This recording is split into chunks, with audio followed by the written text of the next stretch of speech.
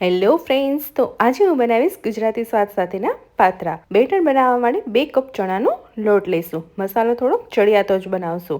2 ચમચી જેટલા સફેદ તલ લેશું. આદુ મરચાંની પેસ્ટ લેશું. સ્વાદ પ્રમાણે મીઠું એડ કરશું. 1.5 ચમચી ચીલી પાવડર એડ કરશું. 1.5 ચમચી ધાણા પાવડર એડ કરશું. થોડીક હિંગ એડ કરશું.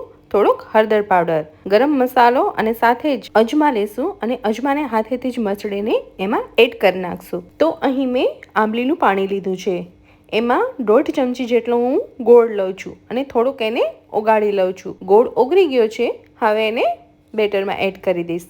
સાથે પાણીથી એને બેટર બનાવી લઈશ. અહીં મારે 1 કપથી થોડોક ઓછો પાણીનો યુઝ થયો છે અને આવી રીતે બેટર બનાવી લેવાનું છે. બેટરમાં લમ્સ ના હોવા જોઈએ, એનું ખાસ ધ્યાન રાખવાનું છે. બેટરમાં 1/2 ચમચી જેટલા સાજીના ફૂલ એડ કરશું. એની ઉપર અડધો લીંબુનો રસ એડ કરશું. 2 થી